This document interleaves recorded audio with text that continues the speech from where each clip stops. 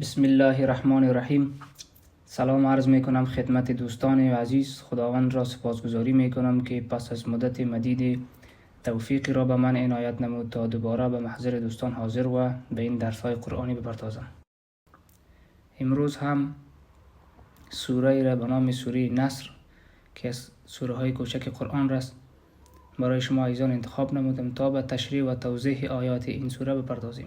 سوره نصر 3 آیه داره و از سوره های مدنی قرآن کریم است. طوری که قبلا برای شما بیان نموده بودم، سوره هایی که در مکه نازل می شود سوره های مکی است و سوره هایی که در مدینه نازل می شوند سوره های مدنی هستند. این سوره هم سوره مدنی است و دارای 3 آیات می باشد. این سوره بعد از فتح مکه بر پیامبر صلی الله علیه و سلم نازل شد.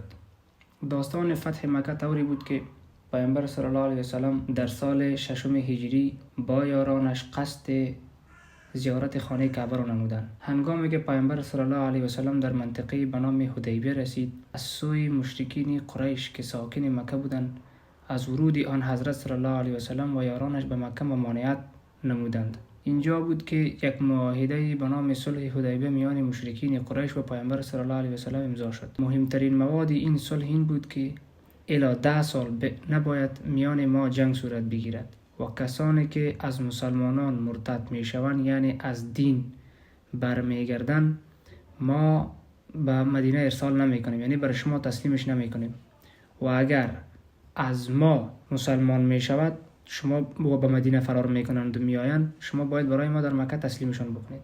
پیامبر صلی الله علیه و سلم با یارانش بدون این که زیارت کعبه را نماید به مدینه برمیگردند و در سال بعدی آن که سال 7 هجری است به زیارت خانه کعبه می آیند. بعد از مدت قریش به پیمانی که بسته بودند عهد شکنی میکنند و آن این که قوم را به نام بنی بکر علیه قوم به نام خزاعه که هم پیمان پیامبر صلی الله علیه و سلم بودند کمک جنگی نمودند و این باعث شد که پیامبر صلی الله علیه و سلم در سال 8 هجری با 10,000 سرباز برای فتح عظیم مکه شدند که جز درگیری کوچک مکه به دست پیامبر صلی الله علیه و سلم و مسلمانان فتح شد.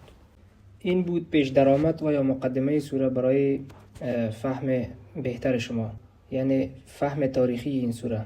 حالا با تشریح و توضیح آیات می پردازیم. بسم الله الرحمن الرحیم. اذا جاء نصر الله والفتح، زمانی که آمد نصر الله کمک و نصرت پروردگار، والفتح و پیروزی، و رأیت الناس يدخلون فی دین الله افواجا، و دیدی که مردم یدخلون داخل شدن فی دین الله در دین پروردگار افواجا فوج فوج. زمانی که قلبش به جزیره عربستان که مکه مکرمه بود فتح شد، از شرک و بتپرستی پاک شد، مردما گروه گروه شامل اسلام می شدن. بعد از اینکه مکه مکرمه به دست مسلمانان فتح شد، پروردگار برای شکرگزاری از این پیروزی به پیامبر خود می فرماید فسبح بحمد ربک واستغفره، پس سپاس تسبیح و حمد پروردگار خود را یاد بکن و استغفره، از او طلب آمرزش بخواه. انه کان توابا، که او بیشک توبه پذیر است از گناهان و خطایای ما انسان ها.